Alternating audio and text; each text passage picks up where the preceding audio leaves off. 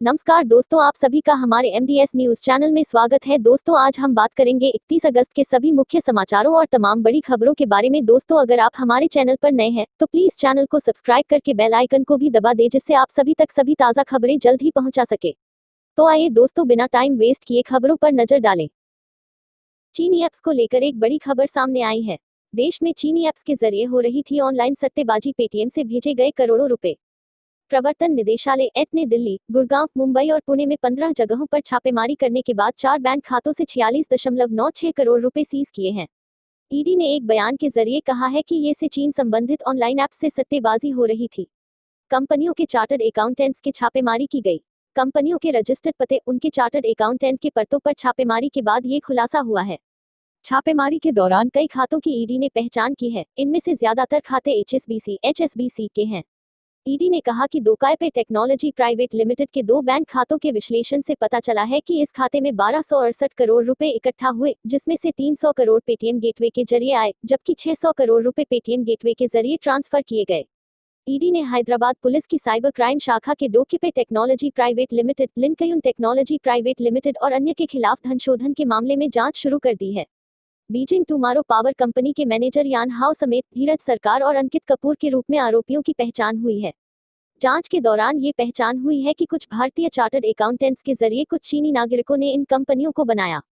शुरुआत में इनमें कुछ डमी भारतीय निदेशकों को शामिल किया गया। चीनी नागरिकों ने इस दौरान भारत की यात्रा और इन कंपनियों के डायरेक्टर बन गए। कुछ स्थानीय लोगों की मदद HSBC में ट्रेड अकाउंट्स खोलने के लिए ली गई, जिसमें पेटीएम, कैश फ्री, रेजरपे जैसे वॉलेट संबद्ध हों। एजेंसी के मुताबिक एक बार बैंक खाते खोलने के बाद इंटरनेट एक्सेस क्रेडेंशियल्स को भारतीय कर्मचारियों द्वारा चीन में भेजा गया और वहां से भुगतान किया गया। कंपनियों ने बड़ी संख्या में समान दिखने वाली वेबसाइटों का इस्तेमाल किया। चलिए बढ़ते हैं अगले बड़े अपडेट की ओर। मन की बात आत्मनिर्भर भारत अभियान में वर्चुअल गेम्स की बड़ी भूमिका होगी। प्रधानमंत्री मोदी। प्रधानमंत्री नरेंद्र मोदी PM नरेंद्र मोदी आज यानी रविवार को अपने रेडियो कार्यक्रम मन की बात के जरिए 68वीं बार देश को संबोधित कर रहे हैं।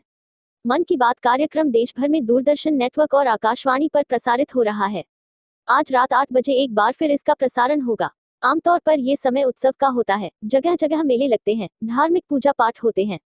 कोरोना के इस संकट काल में लोगों में उमंग तो है, उत्साह भी है, लेकिन हम सबको मन को छू जाए वैसा अनुशासन भी है। PM मोदी। बहुत एक रूप में देखा जाए तो नागरिकों में दायित्व का एहसास भी है। लोग अपना ध्यान रखते हुए, दूसरों का ध्यान रखते हुए अपने रोजमर्रा के काम भी कर रहे हैं। साथियों, हम बहुत बारीकी से अगर देखेंगे तो एक बात अवश्य हमारे ध्यान में आएगी, हमारे पर्व और पर्यावरण। इन दोनों के बीच एक बहुत गहरा नाता रहा है। ओणम देश भर में मनाया जाता है। अब ये त्योहार अंतर्राष्ट्रीय पर्व बनता जा रहा है। किसानों की शक्ति से ही तो हमारा जीवन, हमारा समाज चलता है। हमारे पर्व किसानों के परिश्रम से ही रंग बिरंगे बनते हैं। अन्नाना पत्ये नमः, क्षेत्राणाम पत्ये नमः, अर्थात अन्नदाता को नमन है, किसान को नमन है। हमारे किसानों ने कोरोना की इस कठिन परिस्थितियों में भी अपनी ताकत को साबित किया है। उन्होंने कहा कि कोरोना के इस कालखंड में देश कई मोर्चों पर एक साथ लड़ रहा है, लेकिन इसके साथ साथ कई बार मन में ये भी सवाल आता रहा कि इतने लंबे समय तक घरों में रहने के कारण मेरे छोटे छोटे बाल मित्रों का समय कैसे बीतता होगा। साथियों, हमारे चिंतन का विषय था खिलौने और विशेषकर भारतीय खिलौने। हमने इस बात पर मंथन किया कि भारत के बच्चों को नए नए खिलौने कैसे मिले, भारत खिलौनों के प्रोडक्शन का बहुत बड़ा हब कैसे बने। साथियों, खिलौने जहां एक्टिविटी को बढ़ाने वाले होते हैं, तो खिलौने हमारी आकांक्षाओं को भी उड़ान देते हैं। खिलौने केवल मन ही नहीं बहलाते, खिलौने मन बनाते भी हैं और मकसद गढ़ते भी हैं। वैसे मैं मन की बात सुन रहे बच्चों के माता पिता से क्षमा मांगता हूँ, क्योंकि हो सकता है उन्हें अब ये मन की बात सुनने के बाद खिलौनों की नई नई मांग सुनने का शायद एक नया काम सामने आ जाएगा। खिलौने बनाना बच्चों के पाठ्यक्रम हिस्सा हो। खेल खेल में खिलौने बनाने की मिले शिक्षा। प्रतिभा निखारने वाले खिलौने बनाए जाएं। बच्चों के जीवन के अलग अलग पहलू पर खिलौनों का जो प्रभाव है, इस पर राष्ट्रीय शिक्षा नीति में भी बहुत ध्यान दिया गया है। खेल खेल में सीखना, खिलौने बनाना सीखना, खिलौने जहां बनते हैं वहां का दौरा करना, इन सबको पाठ्यक्रम का हिस्सा बनाया गया है। दुनिया में खिलौनों का 7 लाख करोड़ का कारोबार है। ऐसे खिलौने बनाएं जो पर्यावरण के अनुरूप हो। लोकल खिलौने के लिए वोकल बनने का वक्त है। खिलौना इंडस्ट्री को ग्लोबल बनाना है। भारत के कुछ क्षेत्र टॉय क्लस्टर यानी खिलौनों के केंद्र के रूप में भी विकसित हो रहे हैं। जैसे कर्नाटक के रामनगर में चन्नापटना, आंध्र प्रदेश के कृष्णा में कोंडापल्ली, तमिलनाडु में तंजौर, असम में धुबरी, उत्तर प्रदेश का वाराणसी, कई ऐसे स्थान हैं। हमें आत्मनिर्भर बनना ही है। भारत को आत्मनिर्भर बनाना सबकी जिम्मेदारी है। स्वदेशी खिलौने और गेम्स बनाएं। भारत में भारत के कंप्यूटर गेम बने। आत्मनिर्भर भारत अभियान में वर्चुअल गेम्स हो, ट्वाइट का सेक्टर हो, सभी ने बहुत महत्वपूर्ण भूमिका निभानी है। 100 वर्ष पहले गांधी जी ने लिखा था कि असहयोग आंदोलन देशवासियों में आत्मसम्मान और अपनी शक्ति का बोध कराने का एक प्रयास है। आस्क सरकार ऐप युवाओं में काफी लोकप्रिय है। भारतीयों के इनोवेशन और सॉल्यूशन देने की क्षमता का लोहा हर कोई मानता है और जब समर्पण भाव हो, संवेदना हो तो ये शक्ति असीम बन जाती है। इस महीने की शुरुआत में देश के युवाओं के सामने एक ऐप इनोवेशन चैलेंज रखा गया। आप भी ऐसा कुछ बनाने के लिए प्रेरित हो जाएं। इनमें एक ऐप है कुटुकी किड्स लर्निंग ऐप। ये बच्चों के लिए ऐसा रोचक ऐप है जिसमें गानों और कहानियों के जरिए बच्चे मैथ साइंस में बहुत कुछ सीख सकते हैं। इसमें एक्टिविटीज भी हैं, खेल भी। नेशन और न्यूट्रिशन का गहरा संबंध है। भारत पोषण माह को चिन्हित कर रहा है, इससे छोटे बच्चों को फायदा होगा। माँ को भी पौष्टिक आहार मिलना चाहिए। पोषण माह में सभी को स्वस्थ रहने के लिए प्रेरित करें। न्यूट्रिशन के इस आंदोलन में लोगों की भागीदारी बहुत जरूरी है। जन भागीदारी ही इसको सफल करती है। पिछले कुछ वर्षों में इस दिशा में देश में काफी प्रयास किए गए हैं। साथियों, मुझे यह भी बताया गया कि इंडियन ब्रीड के कुत्ते भी बहुत अच्छे होते हैं, बहुत सक्षम होते हैं। इंडियन ब्रीड्स में मुधोल हाउंड है, हिमाचली हाउंड है, ये बहुत ही अच्छी नस्लें हैं। कुत्तों की आपदा प्रबंधन और राहत अभियानों में भी बहुत बड़ी भूमिका होती है। भारत में तो एनडीआरएफ ने ऐसे दर्जनों कुत्तों को खास तौर पर ट्रेन किया है। राजापलायम, कन्नी, चिप्पीपराई और कॉम्बाई भी बहुत शानदार इंडियन ब्रीड्स हैं। शिक्षक और छात्रों को मिलकर कुछ अच्छा करना चाहिए। राष्ट्रीय शिक्षा नीति के जरिए बड़ा बदलाव होने जा रहा है। चीनी ऐप्स को लेकर एक बड़ी खबर सामने आई है। देश में चीनी ऐप्स के जरिए हो रही थी ऑनलाइन सट्टेबाजी। पेटीएम से भेजे गए करोड़ों रुपए। प्रवर्तन निदेशालय एट ने दिल्ली, गुड़गांव, मुंबई और पुणे में 15 जगहों पर छापेमारी करने के बाद 4 बैंक खातों से 46.96 करोड़ रुपए सीज किए हैं। ईडी ने एक बयान के जरिए कहा है कि ये से चीन संबंधित ऑनलाइन ऐप्स से सट्टेबाजी हो रही थी। कंपनियों के चार्टर्ड अकाउंटेंट्स की छापेमारी की गई। कंपनियों के रजिस्टर्ड पते, उनके चार्टर्ड अकाउंटेंट के पतों पर छापेमारी के बाद ये खुलासा हुआ है। छापेमारी के दौरान कई खातों की ईडी ने पहचान की है। इनमें से ज्यादातर खाते एचएसबीसी के हैं। ईडी ने कहा कि दोकायपे टेक्नोलॉजी प्राइवेट लिमिटेड के 2 बैंक खातों के विश्लेषण से पता चला है कि इस खाते में 1268 करोड़ रुपए इकट्ठा हुए, जिसमें से 300 करोड़ पेटीएम गेटवे के जरिए आए, जबकि 600 करोड़ रुपए पेटीएम गेटवे के जरिए ट्रांसफर किए गए। ईडी ने हैदराबाद पुलिस की साइबर क्राइम शाखा के Dokypay technology private limited, Linkyun technology private limited और अन्य के खिलाफ धनशोधन के मामले में जांच शुरू कर दी है। बीजिंग टुमारो पावर कंपनी के मैनेजर यान हाओ समेत धीरज सरकार और अंकित कपूर के रूप में आरोपियों की पहचान हुई है।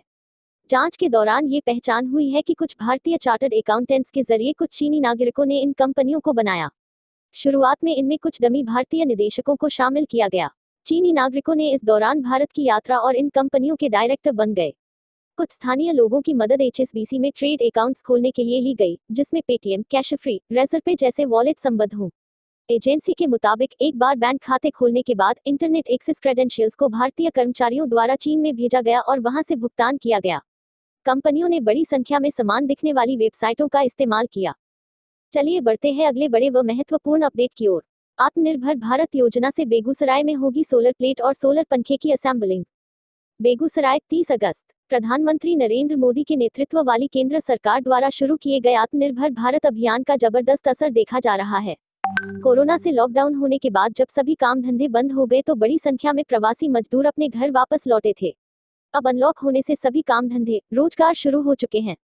परदेश में रह रहे श्रमिकों को काम भी मिलना शुरू हो गया, लेकिन अब भी परदेश से श्रमिकों के घर वापसी का सिलसिला जारी है। अब यह सब श्रमिक मजबूरी में घर नहीं लौट रहे हैं, बल्कि केंद्र सरकार की आत्मनिर्भर भारत योजना तथा प्रधानमंत्री रोजगार सृजन कार्यक्रम इन्हें घर बुला रही है।